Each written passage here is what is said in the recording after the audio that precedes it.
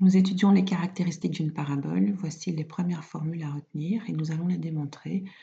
Donc la parabole d'équation y égale ax carré plus bx plus c admet un axe de symétrie d'équation x égale moins b sur 2a et un sommet qui a comme coordonnées moins b sur 2a moins delta sur 4a avec delta égale b carré moins 4ac.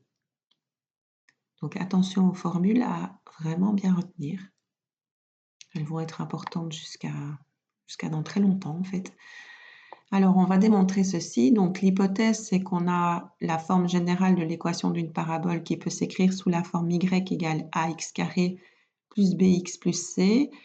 Et on part également de la forme canonique de l'équation d'une parabole qui est y égale a fois x moins alpha au carré plus bêta.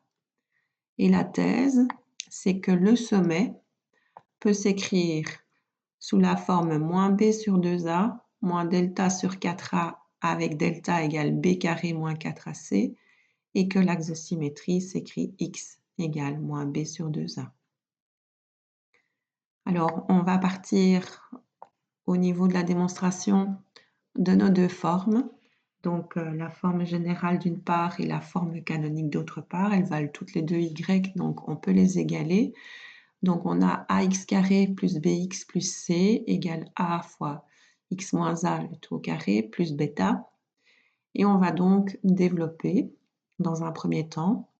Donc ici, de ce côté-là, rien à développer, mais ici, on doit développer le carré. Donc, on a ax carré plus bx plus c égale a fois x carré plus alpha carré moins le double produit, donc moins 2 fois x alpha. On ferme notre parenthèse et puis plus bêta qu'on recopie. Et on développe ici, donc on distribue. Donc ax carré plus bx plus c est égal à a fois x carré plus a fois alpha au carré moins 2ax alpha plus bêta. Faites bien attention à votre écriture entre les a et les alpha pour ne pas les confondre. Alors, dans un premier temps, on va égaler les coefficients en x pour trouver l'axe de symétrie et puis on égalera les coefficients, les termes indépendants. Donc, on va commencer par égaler les coefficients de x. Donc ici, on a bx de ce côté-là et d'autre part, on a moins 2a alpha fois x. Donc b vaut moins 2a alpha. Donc si je veux réécrire ça, alors ce que je cherche c'est finalement alpha. Donc alpha, je vais le laisser seul de son côté et donc je vais diviser à gauche et à droite par moins 2a. Donc j'ai moins b sur 2a égale à alpha.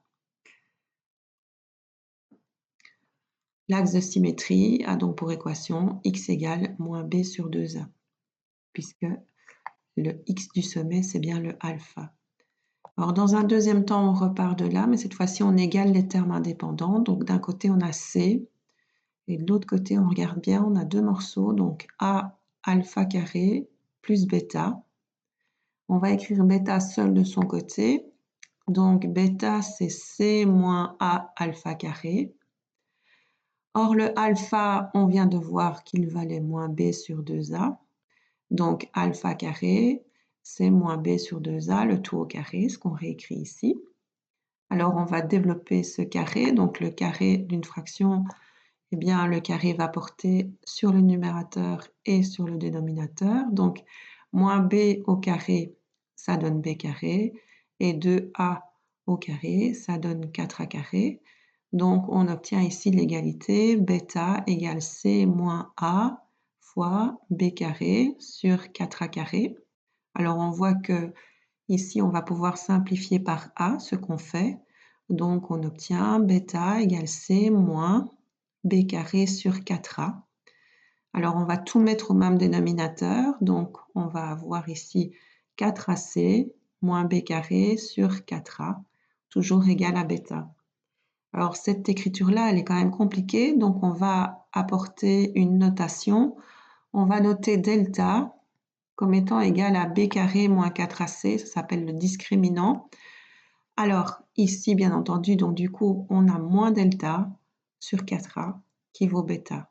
Et donc on a trouvé le alpha, on a trouvé le bêta et donc les coordonnées du sommet sont alpha, bêta, donc moins b sur 2a moins delta sur 4a avec le delta égal à ce qu'on a noté, donc b carré moins 4ac.